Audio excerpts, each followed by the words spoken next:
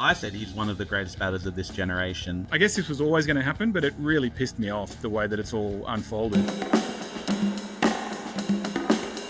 G'day everyone, welcome to Sports Ranting. We're a man down this week, so get well, Jimmy. We've had the T20 World Cup run and won. India have won it, and Virat Kohli, one of the great statesmen of cricket, looks like it's his last T20 international. I think he's going to keep playing some other forms of cricket, but you had some pretty strong feelings on the great man. Yeah, I'm very glad that Virat has got to lead the stage as a champion. He deserves absolutely no less, because to me he's been one of the greatest batters of the generation, if not the greatest batter, and I put him right at the top of the greatest competitors cricket's seen.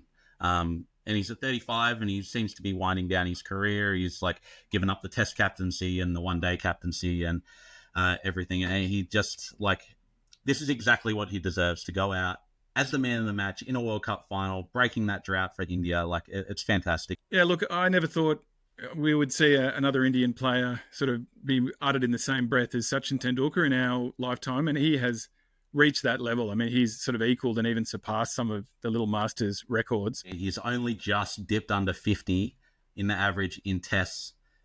In T20s, he averages 48.7, which is second highest, which ever. Is insane. That's ridiculous. 48 to average 48 in T20. Rohit Sharma's leaving, and he's got 5 centuries, so he's leading that list.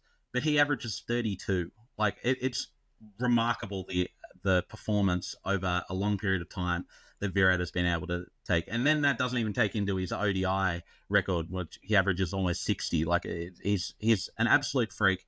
And I find him disrespected almost in talking about, this might be the end of Virat, and Virat's losing it, and he had a 3-year drought where he didn't score a century, and he was averaging in the 25s and stuff like that. But Virat is a big game player, as he showed once again in the final of this World Cup, where he basically single-handedly won India the game. They won by 7 runs, and he got 76. Where they were 3 for 34. He saved the day. He won them the game. He won them yet another World Cup. And I just think this is just going to be such a big thing of, we've had it good for so long that once he's gone, we just don't realize what we had until he's gone. You can try to sort of retire these greats too early, and a lot of the time they do sort of deserve to go out on their own terms, but often we do see them go on for too long. I mean, I still remember Ricky Ponting gave up the captaincy and then scratched around at the crease and kept getting out the same way, and was clearly finished, and probably should have been shown the door. I really struggled with Kohli's record over those 3 years. I really thought it was getting to the point where what are we doing? He was able to eventually turn it around. Dave Warner's one that I absolutely would have kicked out of the Test team with that terrible 2 years that he had. I don't think it's a divine right that you get to finish on your own terms, and teams need to, or selectors need to, be wary of turning teams over and keeping them fresh and whatever. But even up to now, as an Aussie, anytime you see Virat Kohli walk out, you're concerned, and we're not going to win this game until we get rid of this guy. And we had the NBA draft this week, and it was memorable for, I guess, one name. JD, you have some strong feelings about Bronny being an NBA player. I do. Well, I guess technically he'll be an NBA player, but whether he's worthy of being an NBA player is a different story. But one of the strangest drafts we've had for a long time. It happens every now and again, but where there's no real standout sort of dominant figure coming through that we think can really change a franchise's trajectory and that kind of thing. So very odd sort of first round. A lot of French players, a lot of talent. I don't see a lot of all-stars. Usually 1 or 2 of these guys will come through. We've seen like a Giannis or a Jokic or one of these sort of guys that weren't expected to be incredible come through. But I think it's safe to say the biggest name is LeBron James Jr., a.k.a. Bronny. And I guess this was always going to happen, but it really pissed me off the way that it's all unfolded. It was so contrived. LeBron, I want to play with my son. It would be the first ever. And then the last 6 months, he's tried to kind of walk that back, and he was saying, I might be playing against my son. This was always set up from the beginning. And look, nepotism is, rampant in the NBA. It has been for a very long time. We see that many juniors and seniors in franchises, but it's normally in the front office or maybe in coaching more than players. There aren't too many players that than really get a look in, because you're supposed to earn your spot. And a bloke that's averaging a handful at best of points and rebounds, I think he was coming off the bench for USC. He's really proven nothing. He's about 6'2" in platforms on a good day. He's not a great shooter. And also, what's this going to mean for the Lakers? I mean, LeBron's trying to be chasing rings. This puts an end to that to me, because if he gets minutes, they're not real minutes. What's he going to do? Try to set up his son, or he's going to try to pass to his son, or say, give it back to me, or here you go, dad, or like a lot of it's just really doesn't smack of legitimacy of an NBA team. I think the move pretty much stinks. I don't think anybody's surprised that it's happened, but he hasn't shown anything to prove that he's a worthy NBA player. No, 100%. I just the second. Oh well, we all knew that he was going to become an NBA draftee. The second that LeBron said, "I want to play a season, and whichever team takes him, I'm going there." I mean, like, yeah, LeBron's had to play well enough to be able to justify both of them being picked up on the Lakers, like on the Lakers roster. So yeah, it's just I agree. This is the worst kind of nepotism though, because like there are juniors and seniors, but there are juniors and juniors who are actually like legitimately earning their spot. But Bronny, it just is like the worst kind of nepotism. It's so bad.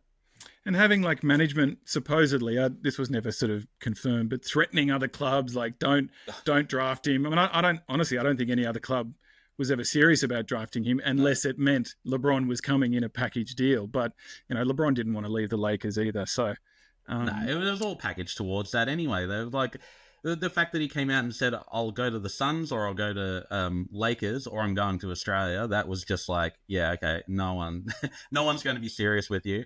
We've all got teams that we love and teams that we hate in professional sports. I've never been a fan of the Lakers. And so this makes me happy, because I think this is going to be an unmitigated disaster for that franchise. I can't see how it's going to work. I had a mate saying to me the other day, he'll be playing 25 minutes a game. And it's like, dude, he'll be lucky to get 2 minutes a game.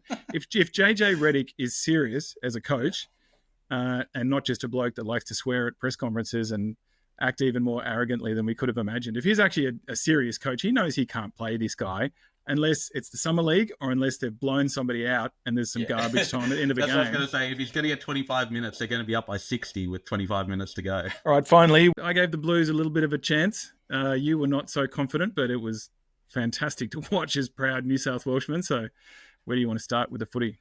Yeah, I was pleasantly surprised by the Blues. I didn't. I either thought the Blues would win by a lot, or not that much, but a lot, or not, or close. Yeah, Maroons would win by not much. But you did say that, yeah. Yeah, I don't know. I just have to go back to Queensland. I think it was one of the most embarrassing losses I've seen while watching State of Origin. Like, I mean, yeah, as you were saying, I'm on the record saying that I reckon Queensland were going to win 3-0, but like. And I still think they'll actually win the decider. Like, I think it'll be 2-1 to Queensland, because Suncorp Stadium, and you have a crowd full of Maroons fans screaming out. But like, yeah, I just didn't like back the Blues to be able to pull this off. And I think it's more down to Queensland being absolutely terrible than New South Wales being a fantastic team.